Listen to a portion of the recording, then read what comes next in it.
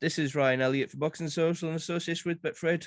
It's the day after Brook. Like we're joined by Enzo Maccarinelli here on Zoom. Enzo, years in the making, finally got it last night. Exciting. What did you make of it? It was years in the making. We all know that they weren't in their prime, but hysteria gripped us. There were two fighters who generally didn't like each other. Two fighters that had sort of different styles, and it was a good fight. It was a good fight. It lived up to expectations. It lived up to what I thought was going to happen, what I thought would have happened all them years ago. Amir started quite quick for the first minute or so, maybe a bit overeager. We saw Kel catch him sort of in the second half of the first round. Amir's legs stiffened up a bit and never really recovered. Do you feel there was like a sense of inevitability from there? I think it was a sign of inevitability from the start. I think Khan sort of panicked. He was throwing punches out of panic rather than actually directed at Brook. I think Brook's timing and distance caused him problems straight away. How would I put it? Brook sort of Marvin Hagled him. He had no respect for his power, no respect for his speed. He set his stall out. He set his distance. He set his timing, and he stalked Khan. And with those little feints, those little movements, little steps that he made, Khan was just panicked into throwing punches. He was punching when he didn't really want the punch or really didn't need the punch. And he looked very erratic from the start, which I think I mentioned on Twitter. Yeah, just to go back to just before the fight as well, Enzo, we'd heard there was glove drama. We've seen that happen in fights before. We thought it'd be dealt with and, they would get on with it. Brook gets to the ring and is changing his gloves. What was going through your head when you were seeing all of this? To be honest, it was mind games. He wanted to change his gloves. I think he would have preferred to change the gloves, obviously, in the changing room. But it's all mind games, and I don't think it bothered Brook at all. It would have been nice for him to actually hit something with the gloves when he had them on. That's for pads. I remember when I boxed Braithwaite, I got wrapped up, got signed, literally 15 minutes before I put my gloves on. So 15 minutes before the walk, they made me change my wrap. So it's just all mind games, and Brook. I don't think Brook cared. I think he was there to do a job, and I think he expected some sort of mind games going on, and obviously he handled it well. Just a word on Amir Khan. Showed us that tremendous heart that we've seen throughout his career at times.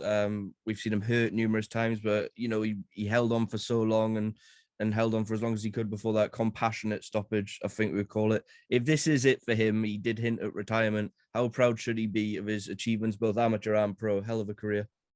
Very proud. I think Amir is one of the most underappreciated British fighters there's been for a long time. He's fought them all. He's done it all.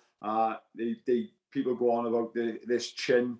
He having a weak chin. It's the way he fights. He's exciting. He takes chances. He takes risks. He's a speed merchant, and he gets himself into trouble. I think he's very underappreciated. I think he should be very proud. World champion, Olympic silver medalist. Just an amazing career. In terms of Brook, we had Chris Eubank Jr. on the broadcast saying that's a fight he wants. Kel said he was interested in that fight. We had Eubank-Benn there saying it's a fight he would take. Is there a bit of you that thinks maybe Kel be best suited? He's got this win that's been on his mind for so long, just calling it there, or would you like to see him in one of these fights? It's up to him. It's how he feels. He looked in the best shape he's been in for a long time. He looked like he'd done the weight right as well. I think that was a big factor, because I actually think Khan thought he was going to really struggle, and he came in, he made it well. Obviously, having Dominic Ingle back was a big plus for him. What does he do next? If I was his manager, I had to choose, I'd stay well away from Eubank, because Eubank said that he's not coming down. I think that's a step too much for Brook. The Benn fight would be very interesting. I'd probably still favour Brook over that.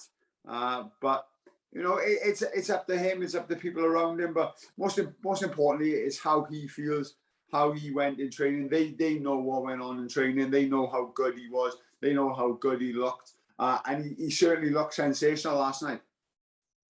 Just want to go to the undercard. Chief support, we had Tasha Jonas stepping up several weight divisions. She became WBO Super Welterweight champion, second round TKO. What do you make of her performance? I thought she was razor sharp. I thought all week I was listening to Joe Gallagher. He told her to get off the social media. People telling you it's going to be easy. It's going to be get out of your mind. And he also said that she didn't need to go up in weight, and she didn't. She used her speed. And Namas just couldn't cope with it. I took a lot of stick by people who'd actually done our boxing when I actually said that the actual stoppage was a bit premature for me. She looked like it looked more of an off-balance shot than anything else. She got up to the count of one. She wasn't unsteady on her legs. She was very coherent with the referee. He sort of assessed her. She passed all the assessed, and she should have been allowed to carry on, because if it had got stopped in the first round, I'd have no arguments, because she was unsteady. She didn't know where she was. But at that point in the second round, I thought she was okay. It was, like I said, it was more of an off-balance shot rather than an actual knockdown. Obviously, it was a knockdown because the punch caused it, but you understand what I mean. But it was delaying the inevitable. I thought Jonas looked sharp. She looked very composed and had a game plan spot on. It wasn't a particularly competitive undercard, if we're being honest, but there was a lot of talent on display. We saw the likes of Brad Ray with a fantastic stoppage win. Vidal Riley was back, the Azim brothers as well. So Fraser Clark's debut. Who impressed you most on that undercard of all the fighters we saw? To be honest, the Azim brothers I thought were really good. Brad Ray was really good. And Fraser Clark, he done what he had to do. The opponent, it wasn't much for an opponent for an Olympic medalist. We all know that, but taking a fight at 3 days' notice after the original opponent pulled out, he had to fight someone. That's the best they could get at that point in time, and he went through the motions. And it's a bit gutting for fans when they want to see fighters in really competitive fights. I thought the Ray fight was going to be a bit more competitive. He set his stall out, landed a shot, finished the fight. The Azim brothers showed class. They showed that they're still learning. And, nothing for Fraser Clark. You've got in there. You've experienced the fight as a pro. I'm sure there's going to be a lot harder fights on the horizon for him.